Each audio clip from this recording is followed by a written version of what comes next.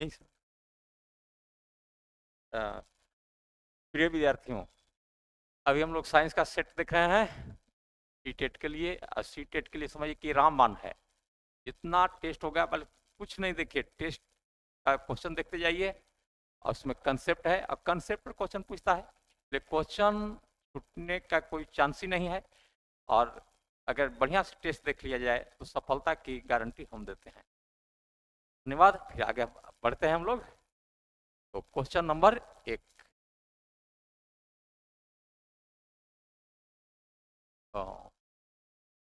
हम्म हम्म question number 1 देखिए। पहला question है कि दिए गए कथनों को पढ़िए तथा सही विकल्प को चुनिए। कथन में कि भारी अनाजों से भूसा ओसाई द्वारा अलग किया जाता है। ओसा कई लिखा है, क नहीं होगा, ओसाई द्वारा किया जाता है ये। अब क्या होता है कि जैसे धान वगैरह हुआ तो थ्रेसिंग करते हैं, ये दौना कहते हैं। और थ्रेसिंग के बाद भूसा को हम लोग उड़ाते हैं पंखा के द्वारा या सूप के द्वारा, तो इसको ओसाई कहा जाता है। तो भारी अनाजों से भूसा को हम ओसाई द्वारा अलग करते हैं, ठीक है। दूसरा, एक विभिन्न आकार के कणों के मिश्रण को चालन व निस्यंदन प्रक्रिया द्वारा अलग किया जाता है। अब विभिन्न प्रकार के कण हैं, कोई भारी है, कोई हल्का है, तो किसी को चाल करके, चालन मैंने क्या, चलनी वगैरह से चाल दिए, चालन के द्वारा, या निस्यंदन मैंने फिल्ट्रेट होता है, छान करके, भारी कण को हम लोग छान करके अलग करते हैं या चाल करके अलग करते हैं, ये भी सही है। चलिए, तो कथन ए सत्य है तथा कथन बी असत्य है। कथन ए तथा कथन बी दोनों सत्य है। कथन बी सत्य है, कथन ए असत्य है। कथन ए तथा कथन बी दोनों असत्य है। तो कौन सा आंसर हो जाएगा? ए अभी दोनों सत्य है, अर्थात 2 नंबर हो गया।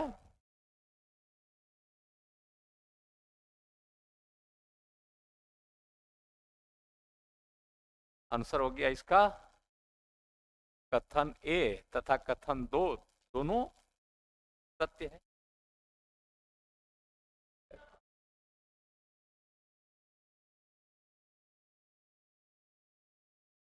आंसर लगाए थे, हट गया था।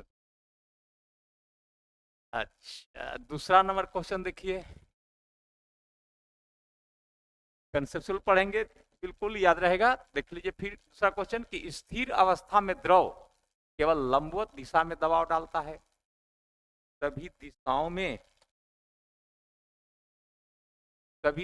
में दबाव डालता है, केवल नीचे की दिशा में दबाव डालता है, केवल पार्श्व की ओर दबाव डालता है, पार्श्व ने बगल। तो देखिए, अगर स्थिर द्रव है और उसमें दाब लगाया जाए तो दाब सभी दिशाओं में समान रूप से फैल जाता है।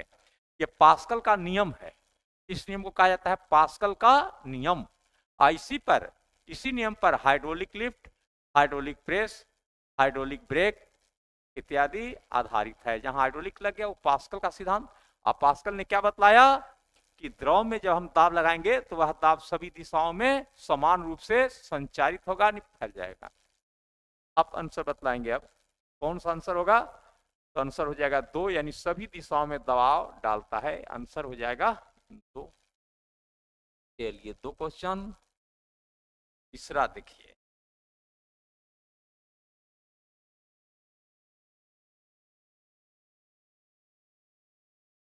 तीसरा क्वेश्चन देखते हैं।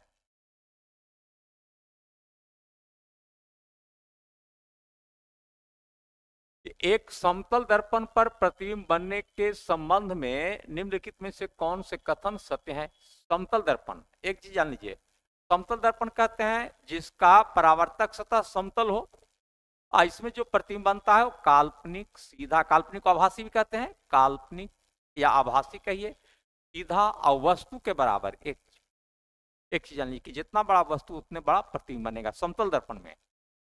दूसरी बात यह कि जितनी दूरी पर वस्तु रखी हुई है उसका प्रतिबिंब दर्पण के पीछे उतना ही दूरी पर बनता है। जैसे मान लेते हैं कि दर्पण के ध्रुव से वस्तु 10 सेंटीमीटर की दूरी पर रखी हुई है, तो दर्पण के ध्रुव से दूसरी ओर 10 सेंटीमीटर पर ही प्रतिबिंब बनेगा। अब आइए चॉइस में, प्रतिबिंब का आकार वस्तु के आकार से बड़ा होता है, दूसरा, प्रतिबिंब वस्तु की दूरी के समान दूरी पर बनता है। सही है बी नंबर, कि प्रतिबिंब वस्तु की दूरी के समान दूरी पर, मतलब जितना दूरी वस्तु का है उतने दूरी प्रतिबिंब का होगा। बी नंबर सही है। अच्छा, सी में आइए कि प्रतिबिंब पार्श्व प्रतिलोमतः बनता है। अब देखिए, प्रतिबिंब पार्श्वीय उल्टा बनता है, काल्पनिक सीधा होता है। पार्श्वीय उल्टा का मतलब होता है कि बाएं का दायां दिखाई देगा, दाएं का बायां। दर्पण घर में जो रहता है जो आईना, तो उसमें आप देखते होंगे या गौर करेंगे कि दाहिना हाथ अगर उठाते हैं तो लगेगा क्या कि बाएं हाथ उठाए हैं, यानी बाएं का दायां और दाएं का बायां दिखाई देगा। तो ये भी सही है, बी और सी हो गया। और डी को भी चेक कीजिए कि प्रतिबिंब आभासी होता है। आभासी माने काल्पनिक, ये भी सही है कि प्रतिबिंब काल्पनिक कल्पना करके बनता है, सीधा और वस्तु के बराबर बनता है। कभी दे देगा कि समतल दर्पण में कैसा प्रतिबिंब बनता है, तो आपका आंसर होगा काल्पनिक, सीधा और वस्तु के बराबर। पार्श्वीय उल्टा का मतलब हुआ कि बाएं का दायां, दायां का बायां दिखाई देगा। तो हमको आंसर हो जाएगा बी सी डी, तीन गो सही है। तो आंसर हो जाएगा 3 नंबर, बी सी और डी। आंसर 3 नंबर हुआ। चलिए अगला क्वेश्चन।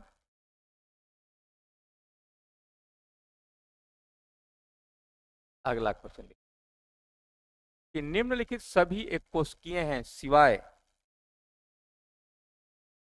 युग्मक या युग्मनज, मुर्गी का अंडा, भ्रूण, पैरामीशियम।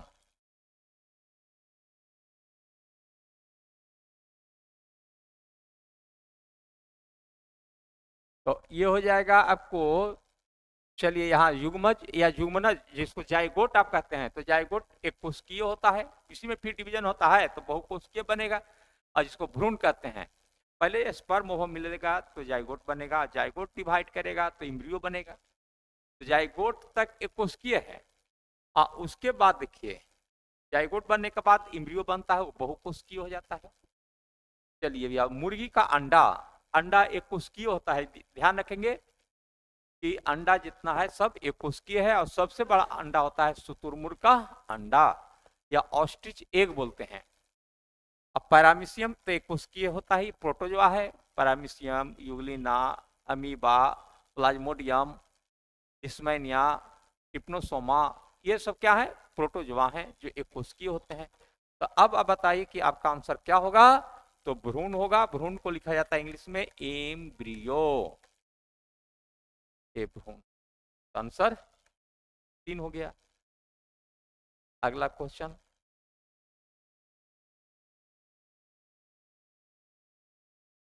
4 नंबर हो गया आंसर। 4 का आंसर हो जाएगा भ्रूण।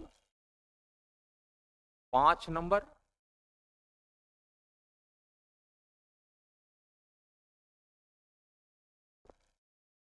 5 नंबर क्वेश्चन देखिए कि दैनिक जीवन के निम्नलिखित उदाहरण पढ़िए तथा उचित विकल्प का चयन करें। एक एक करके पहले पढ़ लीजिए, चॉइस में क्या लिखा है। पहला है कि जब भोजन खराब होता है तो वह दुर्गंध उत्पन्न करता है, सही है। दूसरा कि सेब के एक टुकड़े को जब कुछ क्षण के लिए बाहर रखा जाता है तो वह भूरा हो जाता है। देखिए, सेब में रहता है आयरन, और काट के छोड़ दीजिएगा तो ऑक्सीजन से संयोग करेगा, बना लेगा आयरन ऑक्साइड, और आयरन ऑक्साइड भूरा होता है, ये भी सही है। दूसरा कि चींटी के काटने से उत्पन्न जलन को शांत करने के लिए कैलामाइन का प्रयोग किया जाता है। जिस चींटी काट लेती है तो उसके प्रभाव को कम करने के लिए कैलामाइन का प्रयोग करते हैं। कैलामाइन कहा जाता है जिंक कार्बोनेट को, कैलामाइन कहते हैं, देखिए कैलामाइन कहते हैं जेडेन तो 3 जिंक कार्बोनेट। तो जिंक कार्बोनेट लगाते हैं तो वहां पर आपका लहर शांत हो जाता है। तो अब कह रहा है कि ए तथा बी रासायनिक परिवर्तन प्रस्तुत करते हैं। ए अभी रासायनिक, अभी रासायनिक अभिक्रिया का मतलब होता है कि वैसे परिवर्तन जो हमेशा के लिए बदल जाए, कोई पदार्थ ना उसका रूप रंग गुण हमेशा के लिए बदल जाए, वो पुनः अपनी स्थिति में नहीं आए।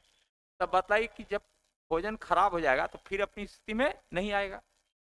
सेब में आयरन ऑक्साइड बना, फिर वो अपनी स्थिति में नहीं आएगा।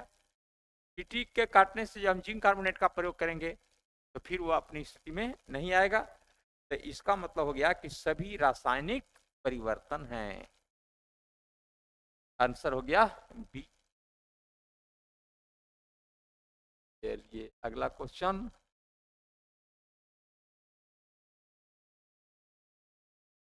कोई छात्र मैग्नीशियम रिबन का वायु में दहन करता है और बची हुई राख को आसुत जल में घोलकर विलयन बनाता है। अब देखिए मैग्नीशियम के रिबन को, मैंने मैग्नीशियम को हम जलाएंगे वायु की उपस्थिति में, जलने के बाद क्या बनेगा, राख। उस राख को पानी में घोल दिए,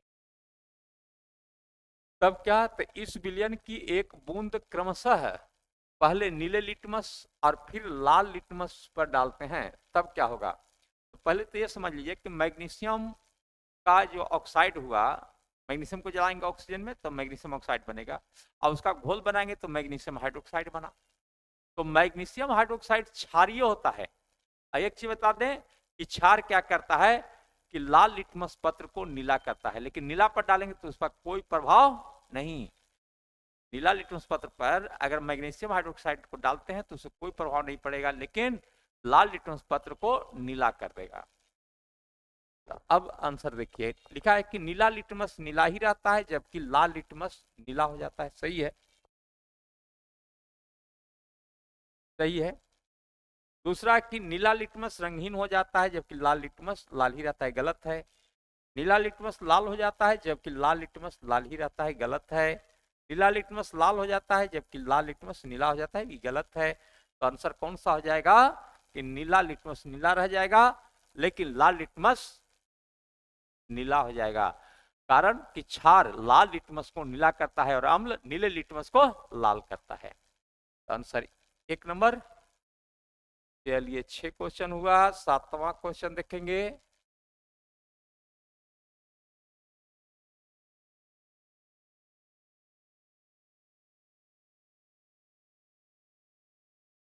सातवां क्वेश्चन देखिए। 7 में क्या है कि तांबा जस्ता को उसके नमक के घोल से अलग नहीं कर सकता है, अलग नहीं कर सकता है, कारण दीजिए। कक्षा 8 के विद्यार्थियों द्वारा निम्नलिखित कारण दिए गए। अगर ना कि तांबा को जस्ता से अलग नहीं कर सकते हैं, क्यों नहीं कर सकते हैं, क्यों नहीं कर सकते हैं। तो पहला कि तांबा जस्ते से अधिक क्रियाशील है, तांबा जस्ते से कम क्रियाशील है। तो देखिए अभिक्रियाशील श्रेणी में तांबा नीचे होता है, जस्ता ऊपर होता है, यानी तांबा कम क्रियाशील है किसके अपेक्षा, जस्ते की अपेक्षा। ये आंसर हो जाएगा तांबा जस्ते से कम क्रियाशील है, इसलिए इसको नहीं हटा पाते हैं।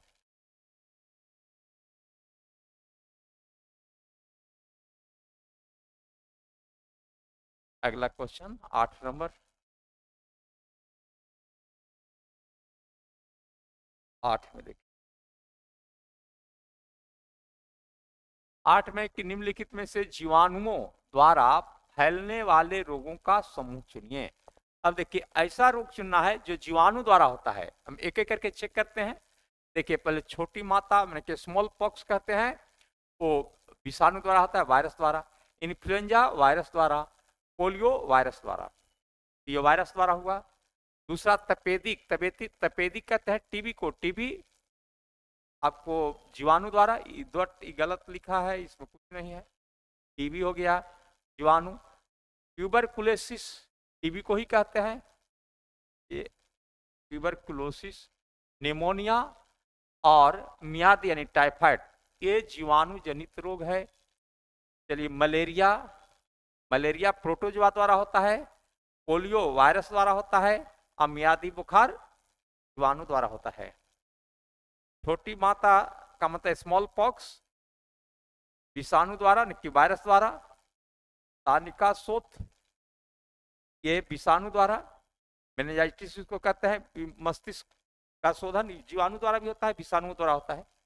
और तपेदिक जीवाणु द्वारा। तो इसमें यह देखना है कि सभी जो चॉइस दिया गया है उसमें सभी जीवाणु द्वारा हो।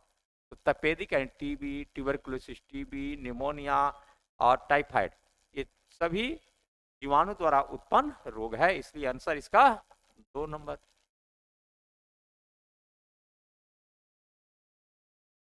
अब क्वेश्चन 9। 9 में देखिए, 9 में है कि नीचे दिए गए स्तंभ ए स्तंभ बी पर विचार करें, जिनमें स्तंभ ए में सूक्ष्म जीव के नाम दिए गए हैं तथा स्तंभ बी में उन वर्गों के नाम दिए गए हैं जिनमें से संबंधित हैं। अब देखिए, ए में दिया है जीव का नाम, है ना, और किस समूह में आता है, बी में समूह का नाम दिया है। तो देखिए, एस्परजिलोसिस या एस्परजिलसिस बोलते हैं, जिलोसिस बोला जाता है। तो एस्परजिलोसिस होता है कवक के द्वारा, कवक हो गया। लैक्टोबैसिलस, एस्परजिलोसिस क्या है, तो कवक। लैक्टोबैसिलस ये जीवाणु है, ये हो गया जीवाणु, माने 1 का 3 और 2 का 2, 1 का 3, 2 का 2। पैरामीशियम, पैरामीशियम हो गया आपको प्रोटोजोआ 4, चलिए 4 हो गया। और डी स्पाइरोगायरा, ये है स्पाइरोगायरा हो गया शैवाल 1, डी हो गया 1। तो देखिए अब मिला देते हैं, एस्परजिलोसिस हो गया कवक, एस्परजिलस बोलते हैं, एस्परजिलस हो गया कवक, लैक्टोबैसिलस हो गया जीवाणु, पैरामीशियम हो गया प्रोटोजोआ, प्रोटोजोआ होगा, और स्पाइरोगायरा शैवाल। तो 1 का हो गया 3, 2 का हो गया 2, 3 का हो गया 4 और 4 का हो गया 1, यानी आंसर हो जाएगा कौन सा, ये 3 नंबर हो गया। चलिए अगला क्वेश्चन,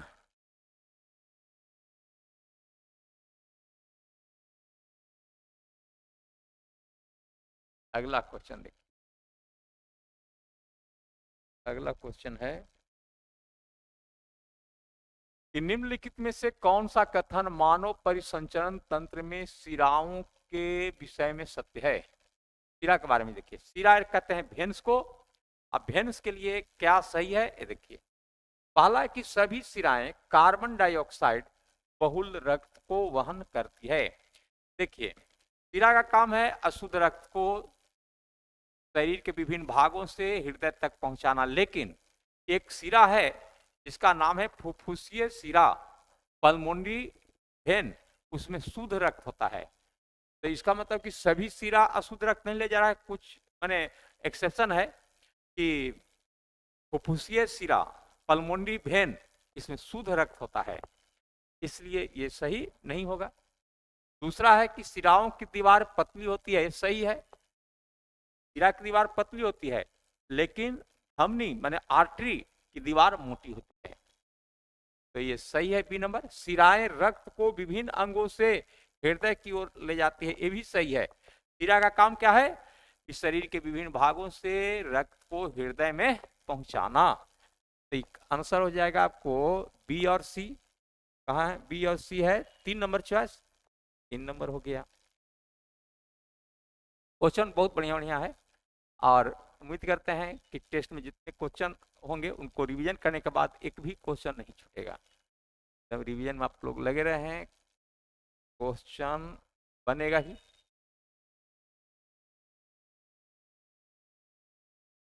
देखिए अगला क्वेश्चन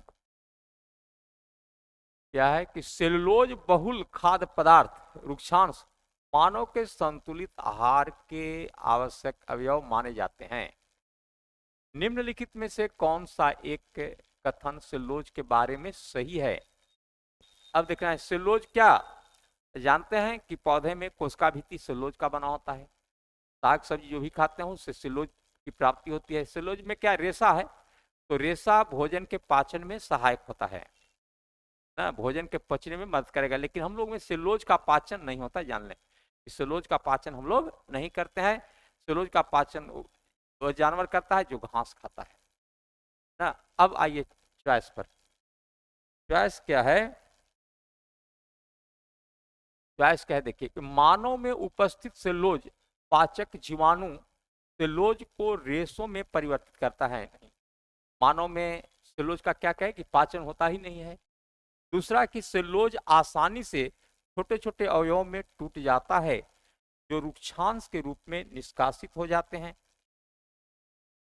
3 में है कि मानव में सेलुलोज पाचक एंजाइम नहीं होते हैं। सही है कि मनुष्य में सेलुलोज को पचाने के लिए एंजाइम नहीं है।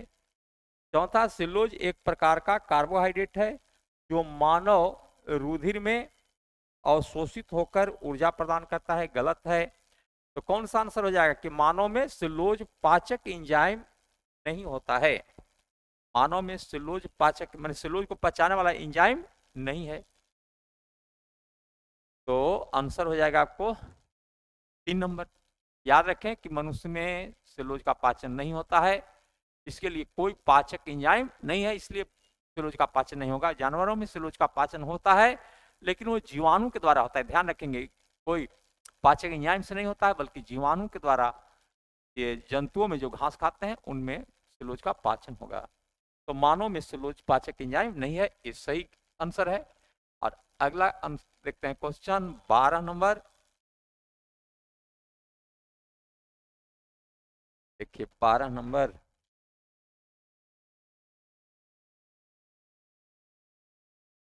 बारह में कि सिर और ऊपरी जबड़े के बीच का जोड़ एक उदाहरण है। सिर और जबड़ा, जबड़ा ऊपरी जबड़ा, सिर और ऊपरी ऊपरी जबड़ा। तो ऊपरी जबड़ा देखते हैं कि हिलता नहीं है। अगर जबड़ा ऊपर नीचे होता है तो निचल का जबड़ा होता है, लेकिन ऊपर वाला फिक्स रहता है। ऊपर वाला नीचे ऊपर जबड़ा नहीं करेगा, नहीं फिक्स्ड हो गया। मस्तिष्क में जो जोड़ है वो फिक्स है।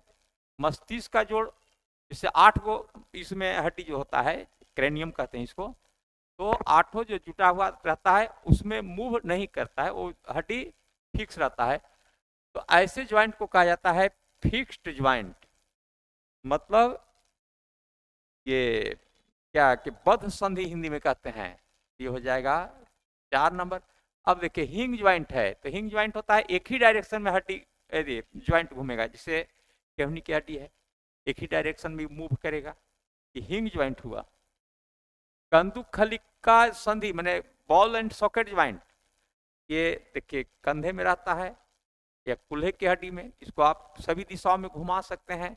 ये होता है बॉल एंड सॉकेट ज्वाइंट। और फिक्स्ड ज्वाइंट जान गए कि इसमें हड्डी जो मूव नहीं करती है। तो आंसर हो गया 4। अगला 13 नंबर।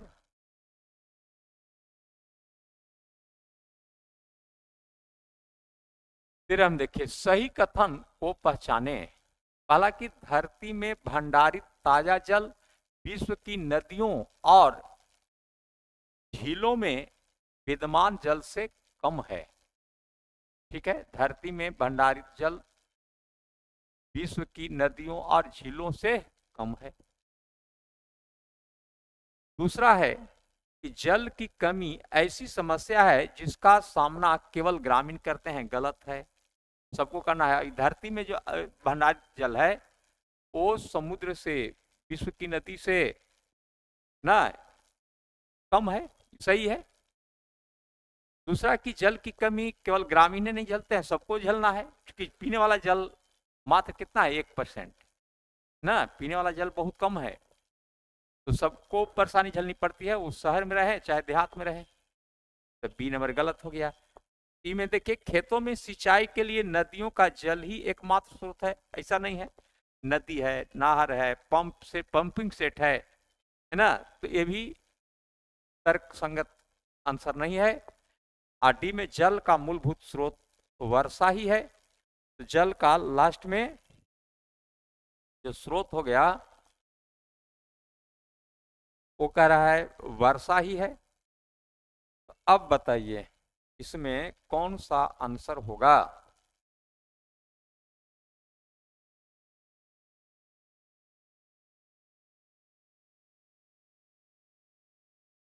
और जल की कमी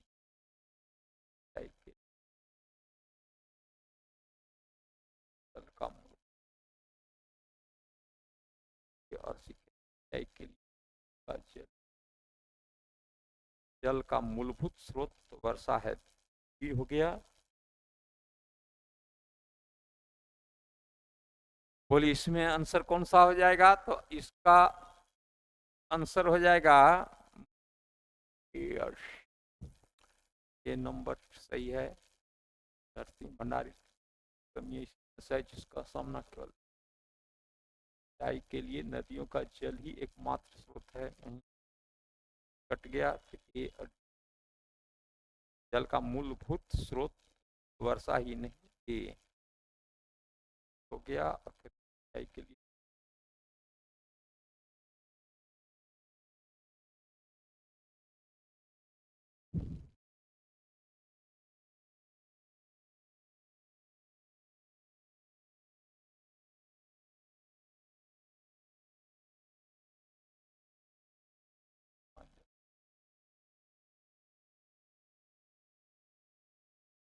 ये वाला आंसर में गलत लग रहा है। इसका जो आंसर है ना गलत आ रहा है। डाल रहे हैं कि धरती, देखिए धरती में भंडारित ताजा जल विश्व की नदियों और झीलों में विद्यमान जल से कम है। नीचे तो पानी कम है ना, 71% तो जल है साहब, तो ये सही है एक नंबर। और दूसरा कि जल की कमी ऐसी समस्या है जिसका सामना केवल ग्रामीण करते हैं, ये तो गलत हो गया क्योंकि सबको झेलना है। खेतों में सिंचाई के लिए नदियों का जल ही एकमात्र कारण, ये भी गलत हो गया। ठीक है। और जल का मूलभूत स्रोत वर्षा ही है, ये भी गलत हो गया क्योंकि जल का मूलभूत स्रोत ना, मूलभूत स्रोत वर्षा ही है। सही। तो एक और ए और डी सही होगा। हाँ, बी नंबर है केवल डी, तो ये तो सही है। अब इसमें ए भी आ जा रहा है, तो डी और ए कर दें क्या, है ना, इसको कट हटाना पड़ेगा। देखिए यही सब ना रहता है जिस क्वेश्चन दिक्कत हो जाता है यही। अब देखिए अब यहाँ पर ये आपका नदी, विश्व में जितनी भी नदियां हैं उसमें जो पानी है और झील है उसमें पानी ज्यादा है नीचे की अपेक्षा, सही है। देखिए सही।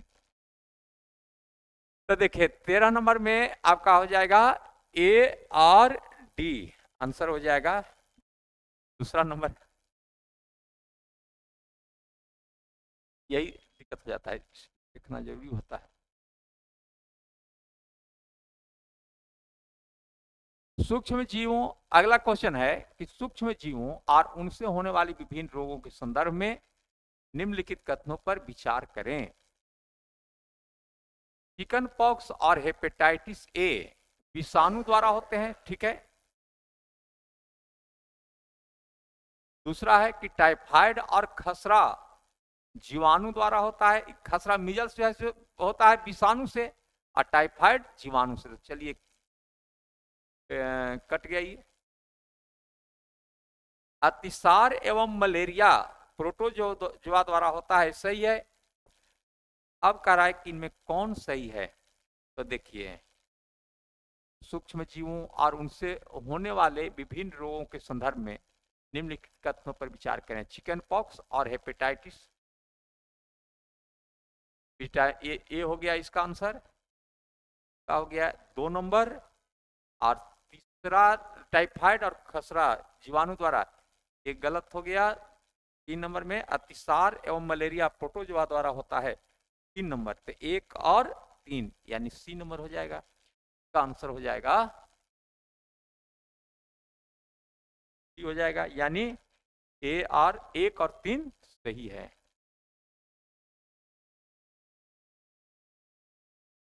अब देखिए 15 नंबर, यहां तक क्वेश्चन हम लोग देख लिए। कहीं कहीं जैसे बुक वगैरह में भी कंफ्यूजन में डालता है क्वेश्चन, अब आंसर ए की जगह बी या बी की जगह ए दे देता है, या कोई गाइड में क्वेश्चन बनाएंगे तो उसमें कुछ गलत भी आंसर आता है, तो उसको हम लोग सुधारते हुए आगे बढ़ेंगे। जैसे कि पहले वाला क्वेश्चन में कुछ खामियां रह गई थी। 15 में कि आग बुझाने वाले कर्मचारियों के परिधानों पर एक परत चढ़ी होती है जो उसे अग्निरोधक बनाती है।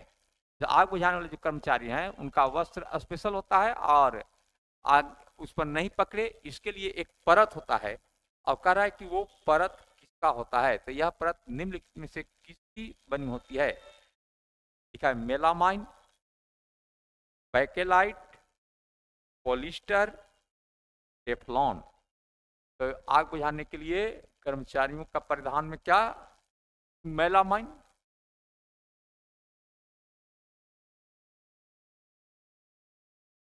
आंसर हो जाएगा मेलामाइन।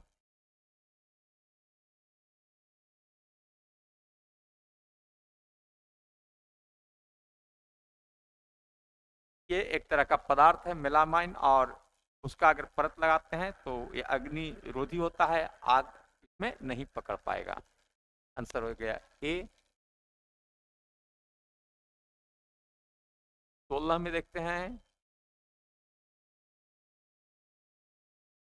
कि निम्नलिखित में से कौन सी एक अति सक्रिय अधातु है जो वायु में खुला छोड़ देने पर आग पकड़ लेती है। अधातु देखना है, ये फास्फोरस, सोडियम, आयोडीन, ब्रोमीन। तो देखिए श्वेत फास्फोरस, श्वेत फास्फोरस बहुत क्रियाशील है, और इसको अगर हवा में छोड़ते हैं तो फास्फोरस का पेंटा ऑक्साइड बनेगा, यानी फास्फोरस पेंटा ऑक्साइड बन जाएगा और ये जल जाता है ऑक्सीजन की उपस्थिति में। ये हो गया फास्फोरस, और फास्फोरस अधातु है।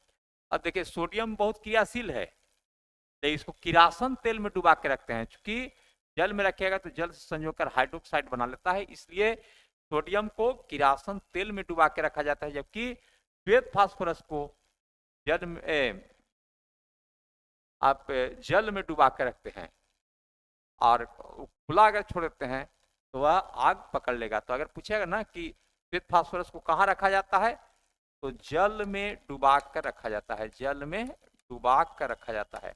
हवा में छोड़ देने पर क्या होगा, आग पकड़ लेगा, क्या बनाएगा, फास्फोरस पेंटा ऑक्साइड। और सोडियम को किस में रखेंगे, किरासन तेल में, किरासन तेल में रखा जाता है। चलिए 16 नंबर हो गया। 17 17 देख लीजिए, 17 नंबर। खाद्य परिरक्षकों के संदर्भ में निम्नलिखित कथनों पर विचार करें। पहला है कि सोडियम बेंजोएट तथा सोडियम मेटाबाइसल्फाइड सामान्य खाद्य परिरक्षक हैं, ठीक है। नमक, चीनी, खाद्य तेल और सिरके का प्रयोग खाद्य परिरक्षण में किया जाता है। तो एक का दो दोनों सही है, और दोनों का हम प्रयोग करते हैं, सोडियम बेंजोएट और सोडियम मेटाबाइसल्फाइड का भी। या अब देखते हैं कि अचार जो लगता है उसमें नमक मिलाते हैं, है ना, या मुरब्बा बनाते हैं उसमें चीनी मिलाते हैं, ताकि ये पदार्थ जल्दी खराब नहीं हो, इसमें जीवाणु सक्रिय नहीं हो। तो इसके लिए आपका दोनों आंसर सही है, और आंसर हो जाएगा नंबर 17 का हो गया सी।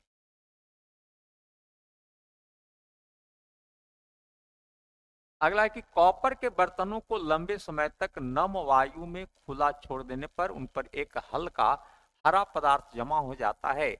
यह हरा पदार्थ निम्न में से कौन सा होता है।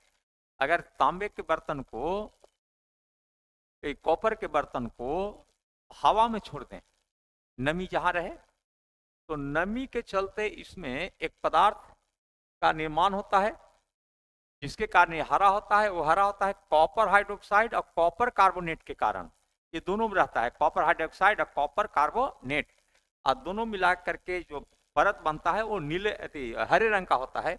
तो आंसर हो जाएगा ए और बी, यानी सी नंबर चॉइस होगा। चॉइस नंबर क्या हो जाएगा, सी हो जाएगा। तो 18 का सी। और 19 नंबर देखिए,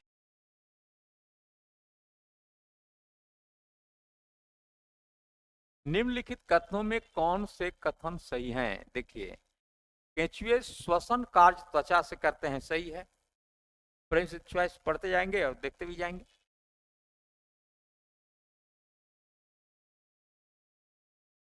दूसरा है कि मेढक में मनुष्य की भांति फेफड़े होते हैं, तथापि वे अपने त्वचा से श्वसन करते हैं। इसमें फेफड़ा भी होता है, ये भी त्वचा से सांस लेता है। तब क्या, तो नीचे दिए गए कूट की सहायता से सही उत्तर चुने। तो ठीक है, केंचुआ श्वसन करता है त्वचा द्वारा, मेढक भी त्वचा द्वारा करता है। मेढक देखिए 3 तरह से श्वसन करता है। एक फेफड़ा हो गया, जिसे हम लोग फेफड़ा से लेते हैं। दूसरा मुख गुहा होता है, बकल कैविटी कहते हैं। और तीसरा त्वचा होता है। तो तीनों से मेढक सांस लेगा, इसलिए आंसर 1 और 2 दोनों होगा। चलिए 19 नंबर हो गया, लास्ट क्वेश्चन।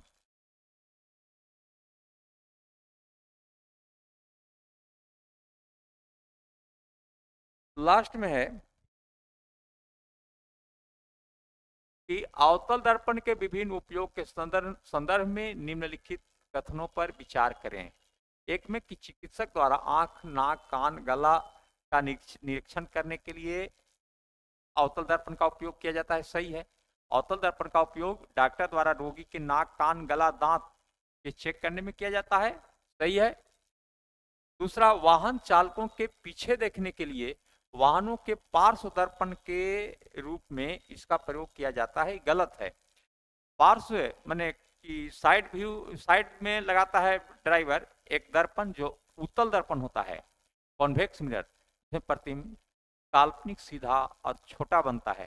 तो इसमें उत्तल दर्पण लगता है क्या, साइड मिरर के रूप में, इसको कहा जाता है साइड मिरर। तो अगर पूछे कि साइड मिरर में किस दर्पण का उपयोग करते हैं, तो उत्तल दर्पण। या स्ट्रीट लाइट, गली में जो लगा रहता है बल्ब, तो उसमें रहता है उत्तल दर्पण, ध्यान रखेंगे उत्तल दर्पण होता है। स्ट्रीट लाइट वाला भी पूछता है। डॉक्टर द्वारा रोगी के नाक, कान, गला चेक करने के लिए अवतल दर्पण। गाड़ी के हेडलाइट और सर्च लाइट में अवतल दर्पण का प्रयोग होता है। सोलर कुकर में अवतल दर्पण का उपयोग होता है। तो इस तरह से आपका आंसर सही कौन सा हो जाएगा, केवल 1, यानी ए नंबर।